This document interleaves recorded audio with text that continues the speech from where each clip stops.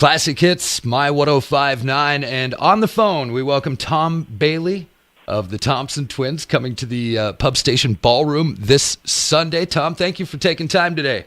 It's a pleasure. How are you doing? I'm doing great. I've found over the years of doing these interviews that the more interesting the music, usually the more interesting the man. So I'm looking forward to this because I'm definitely not only a Thompson Twins fan, but I've checked out the new solo album, and I really like the science fiction. And I know you're into just kind of all kinds of stuff because you were out of pop for decades. That's right. I mean, a lot of people think I was just taking it easy, you know, sitting on a beach relaxing by somewhere. the pool or something. Yes. Yes.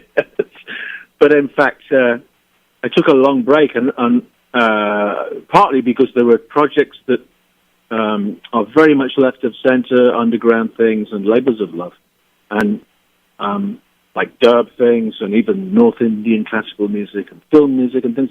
And, you know, those things take you away from the charts. And so people think I've been doing nothing.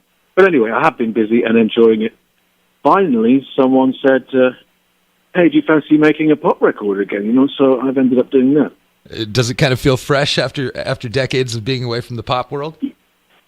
It's certainly fresh, you know, because I haven't tired myself out. But the thing is, it's also like a very recognizable old friend. You know, you bump into the business of making 3-minute, 15-second pop songs is a very special thing, and I haven't done it for so long, so it's great.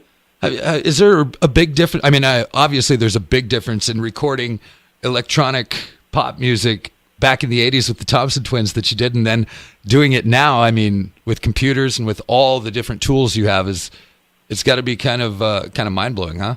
Well, yeah, I mean, you're absolutely right. The big difference is computers, because now we can fit a very sophisticated sound recording studio into a laptop. Right. And that means that we can travel and work at the same time, you know, which before, effectively, you had to block out 3 months or more in your calendar to make an album. Right, and book a studio. And kind of live.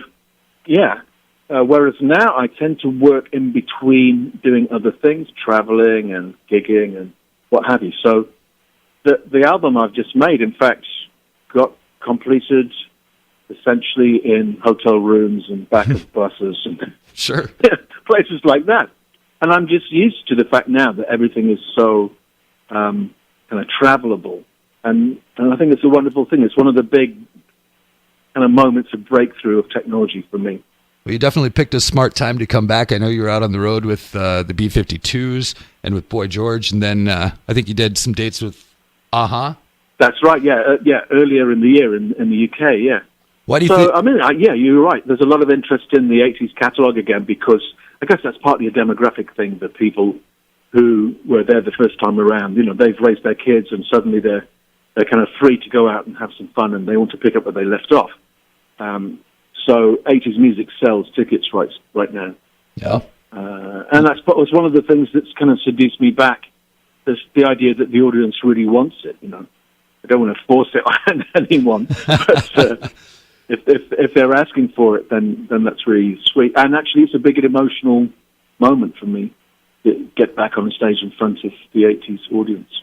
You definitely had a string of those hits in the 80s, and I'm assuming we're going to hear many of those on Sunday, but also some stuff off the new solo album, right? That's right. Well, it depends how long we get set time-wise. You know, if there's a longer set, then we play more new stuff. But if it's a short set, and I don't know what it will be on Sunday, but if it's a short set, I have to play the hits, you know, otherwise people are disappointed.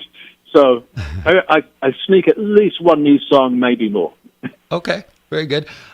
Before we go, I want to talk about Live Aid, because I know you guys played Live Aid, which, as far as I know, was the biggest concert ever on the planet. I mean, you were beamed out to 1 billion people. Did you know that was going to be such a big thing when you were doing it?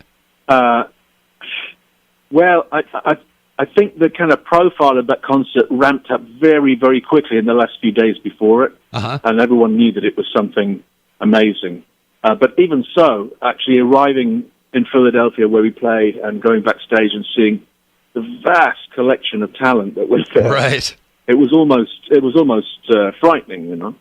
And then to face such a large audience in person and on the TV, as you mentioned. Uh-huh.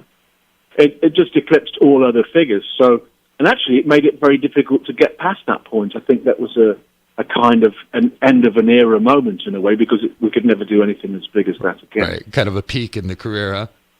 Yeah, but also in the culture of the 80s pop music. You know, I think everyone just reached a zenith on that day, and things after that had to change. And in fact, the world has changed so much, and I often talk about how that was the moment of peak optimism, which has kind of been beaten out of us by world events subsequently. But I think it's important to remember that the potential is there.